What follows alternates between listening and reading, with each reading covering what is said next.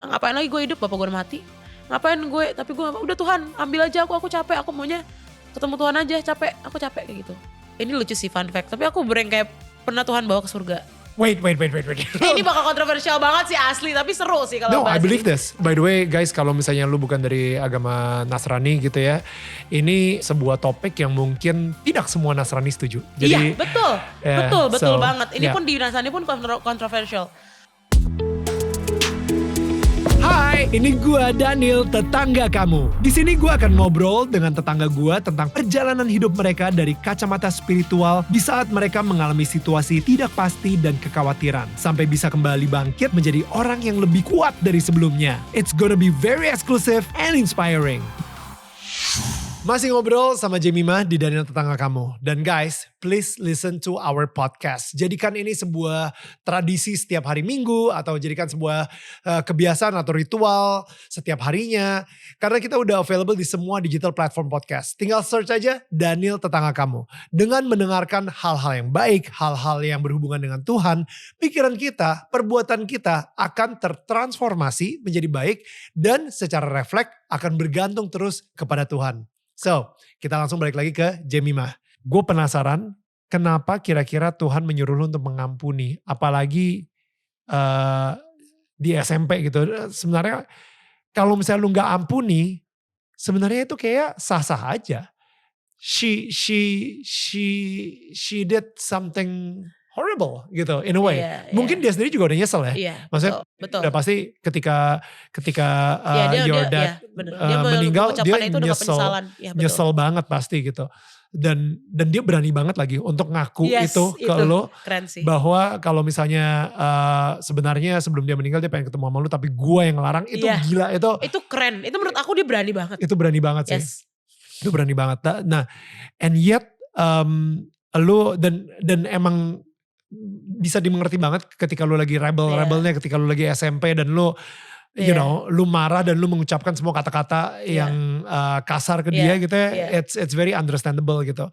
Tapi kenapa Tuhan minta lu untuk mengampuni dia?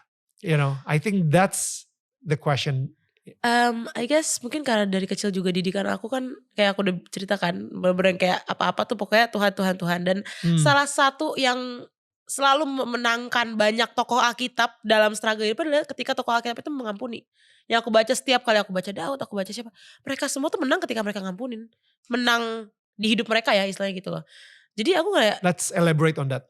Kayak apa ya? Contohnya menang tuh apa ya? Gimana ya ngomongnya? Kayak apa ya? Kayak ketika orang salah. Lu tahu orang salah. Dan lu harusnya orang itu yang minta maaf kan? Iya. Tapi lu yang minta maaf. Sebenarnya lu udah 2 steps ahead karena satu lu lebih dewasa dan lu berarti lu bisa melihat keadaan dan segala sesuatu jauh lebih lebar. Itu kayak sesuatu menurut aku lu udah menang dari orang ini, dari orang yang berbuat salah sama lu gitu loh. So good. Sama halnya kayak kalau kita mengampuni orang yang salah sama kita, itu kayak kita berarti udah bisa melihat segala sesuatu jauh lebih luas, jauh lebih jauh lebih wise, jauh lebih lebar dan di momen itulah lu menang menghadapi pikiran lu sendiri. Gue jadi keinget cerita Yusuf sih kalau misalnya soal mengampuni ya. Itu gila, Yusuf tuh lebih gila lagi. Karena ekstrim kalau banget misalnya dia. Yusuf ekstrimnya itu sampai dijual. Well pertama mau dibunuh sih sama saudara-saudara sendiri. Tapi abis itu dijual jadi budak. Dan ketika dia jadi budak pun dia difitnah masuk penjara. Dan akhirnya ekstrim banget. Akhirnya ketika dipercaya sama raja saat itu Firaun. Dia mempunyai kesempatan di mana kehidupan saudara-saudara yang ngejual dia ke perbudakan itu ada di tangannya dia gitu. Ya gak sih? Kayak sebenarnya kalau misalnya dia bilang, well kalian semua adalah mata-mata, gue gak percaya sama kalian kita penjara seumur hidup, kelar. You know? Jujur Dan dia sah-sah aja untuk ngelakuin itu karena come on, kita sendiri juga kalau misalnya ngelihat kita ada di posisi Yusuf, mungkin kita akan ngelakuin hal itu gitu. Banget. Right? Tapi dia malah bilang, dia mengampuni dan lebih gilanya lagi di akhir chapter itu dia bilang, well gue tahu apa yang kalian coba lakukan itu sebenarnya what you meant for evil, tapi Tuhan yang akan merubah itu menjadi sebuah kebaikan gitu.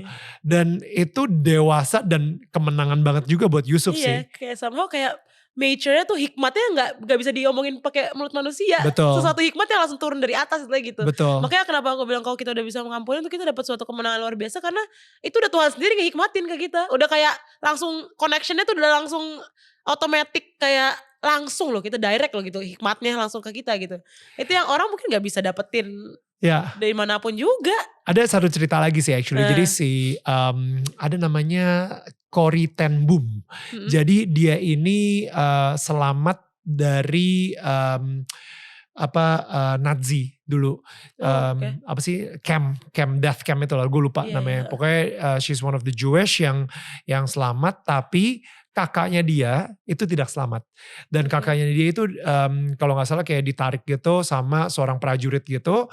Dan akhirnya ditaruh di gas chamber atau mungkin ditembak, gue lupa ceritanya. Tapi mungkin bisa dicek sendiri aja.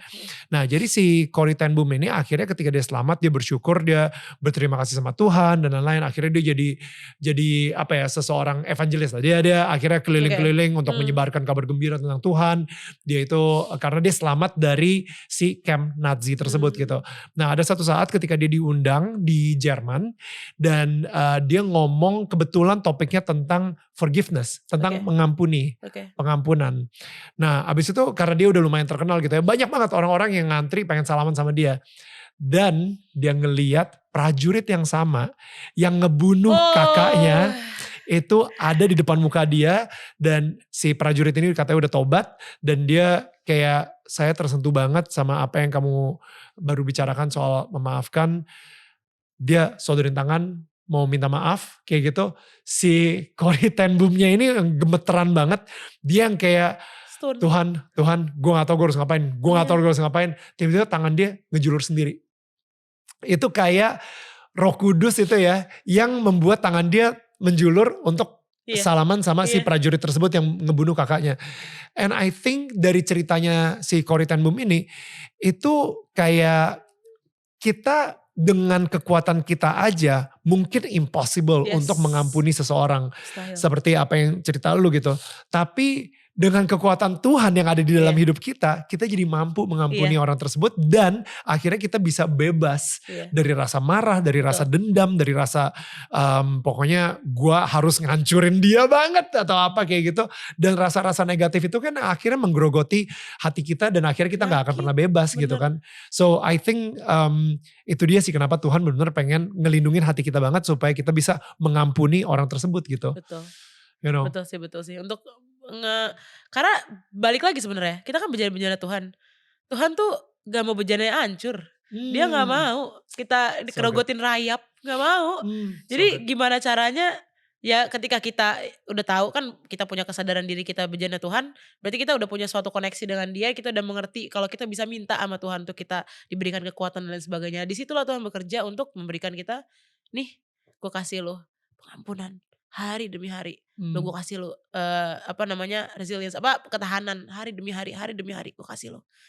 Sampai akhirnya kita beneran pulih. Karena Tuhan gak mau bejananya hancur. Dan udah yang Tuhan pilih loh kita itu semua. Ya, karena dia pengennya hati lu itu penuh dengan kedamaian, penuh dengan cinta. Tapi sulit penuh dengan cinta kalau misalnya lu masih ada dendam. Ya, that's so beautiful. Jadi akhirnya ketika lu di Indonesian Idol, dan anak-anaknya juga ikutan nonton lu gak saat itu? Kayaknya, aku ingat. Jadi ada adik aku yang kedua yang cewek. Iya kayaknya mereka nonton waktu itu ngomong ke aku kayak, waktu itu aku ngomong ke teman aku, itu kakak aku, that's my sister katanya gitu. So kayak, lucu gitu. Wow. Jadi aku yang kayak, di Colorado jauh padahal dia adalah yang paling kayak gitu. dia udah jauh, cuma ya sih aku seneng pas dia cerita gitu, aku kayak ya ampun. Ternyata mereka juga, tapi mereka gak tahu apa yang terjadi sama hidup aku sama sekali. Dan aku baru tahu mereka gak tahu tuh ketika aku jadi akhirnya one day ketika mereka udah ke Colorado, aku invite kakak mereka yang paling tua cewek, I invite to my apartment, terus habis itu aku sharing apa yang aku udah been through this whole 22 years gitu kan. Tahu langsung kayak, dia kaget. Dia bilang gue atas nama nyokap gue minta maaf sama lu Kak, dia bilang. Gue nggak tahu you've been through that apa ya, hell lah istilah gitu ya, kayak Ya. karena even gue kalau gue ngelewatin itu gue yakin gue udah mati. Terus gue bilang, ya gue juga kalau masih hidup hari ini bukan karena tenang aja gitu. Ini bukan gue, ini kekuatan dia bukan, karena aku tumbuh jadi seseorang yang jadi suicidal gitu-gitu loh Kak. Jadi kayak jadi apa ya? Wait, ini sebelum SMP atau setelah lu mengetahui bokap lu meninggal? Setelah mengetahui papa meninggal. Oke. Jadi yang bener kayak, kan aku sempat ngambek sama Tuhan sembuh seminggu tapi lukanya tuh masih ada. Maksudnya kayak bukan lebam lah, lebamnya masih ada, paham gak sih? Sure. Nah itu yang lama-kelamaan tuh kayak, ya selama 2 tahun itulah, kan prosesnya sampai aku bener-bener kayak mengampuni ya 2 tahun gitu kan. Ya selama itu aku bersuicidal gila-gilaan yang kayak, ngapain lagi gue hidup, bapak gue udah mati. Ngapain gue, tapi gue udah Tuhan ambil aja aku capek, aku maunya ketemu Tuhan aja, capek, aku capek kayak gitu. Minimal aku tuh dulu anaknya spiritual banget gitu loh Kak. Pokoknya kayak, aku, ini lucu sih fun fact, tapi aku bener kayak pernah Tuhan bawa ke surga. Aku tuh kayak gitu dulu pas aku SMP. Lucu banget deh hidup aku. Aku SMP tuh bener definisi anak Tuhan banget. Yang kayak serohani itu. Wait. Lu gak bisa cuma sekedar Tuhan bawa gue ke surga. No. Gak bisa se-chill itu lo ngomongnya. This is interesting dan inilah dia kenapa. Ini bakal kontroversial banget sih asli, tapi seru sih kalau I believe this. Seru I believe this. Actually gue baru aja ketemu sama seseorang yang prophetic gitu dan dia juga cerita lah kalau misalnya dia sempet kayak ada visi dan lain-lain, akhirnya actually udahlah, temen gue sendiri gitu ya, ada temen gue sendiri gitu, temen gue itu ya sama juga dibawa ke surga juga. So I kind of believe in all this stuff gitu. Jadi tell me what happened pas lu lagi SMP dan the experience ketika Tuhan mengizinkan lo untuk kayak ngintip surga. Aku tuh karena mungkin aku gedenya belajar Alkitab banget kan. Maksudnya tumbuh besar dengan itu. Dan yang aku tahu banget waktu itu tuh aku kayak punya mentor gitu. Dia bilang, lu tuh bisa, kita tuh semua tuh bisa. Tapi kita harus nginginin banget. Istilah gitu, banget tuh yang kayak banget gitu. Terus aku tuh masih SMP waktu itu kelas 1, kelas 2 tuh aku banyak pelayanan rumah singgah gitu-gitu loh Kak. Jadi aku ngajarin anak-anak yang kayak pemulung gitu-gitu. Itu salah satu pelayanan aku dan aku di samping itu ngebangun kayak suatu youth gitu. Jadi youthnya itu anak-anak yang waktu itu berarti masih SD ya. Karena kan aku SMP berarti masih di bawah aku. Dan sekarang youthnya udah gede, tapi aku bukan pengurusnya lagi karena aku kan cabut ke Semarang segala macam. Tapi akhirnya anak-anak aku itu yang SD ini mereka kegedein youthnya sampai sekarang. Jadi pelayanan kemana-mana, udah punya rumah singgah banyak banget. Aku seneng banget, keren, Tuhan keren banget. Itu buahnya kelihatan banget. Buahnya kelihatan banget. Dan itu aku lihat mereka aku nangis aku ya. Tuhan ini aku bayar dulu. Aku kan dulu gak punya duit ya. Jadi kan kesana naik angkot panas-panasan, banjir-banjiran. Dan ini aku yang bisa istilahnya dituai sekarang, mereka ngeberkatin berapa banyak orang. Kita bersyukur banget ya masih bisa dikasih kesempatan untuk ngeliat buah-buahan yang kita tanam gitu. Itu gak semua orang gitu bisa mendapatkan kesempatan itu gitu. Bener. So anyway And then aku di Komsel ya, di Komsel itulah aku kayak, ya ampun ingusnya sampai gitu banget ya, bertumbuh gitu lah ya. Bukan ingusnya bertumbuh, Komselnya bertumbuh. Bukan Komselnya bertumbuh.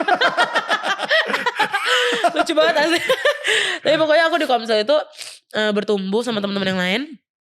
Terus Komsel itu by the way perkumpulan. Kayak 10 sampai 12 orang anak-anak gereja. Mereka suka ngumpul dan mereka saling menguatkan, tiap minggu mereka kumpul dan dibilangnya Komsel gitu. Komunitas cell group gitu ya misalnya. Betul. Terus habis itu kita tuh sering kayak nyembah bareng ada namanya upper room, kita bilang suatu tempat itu.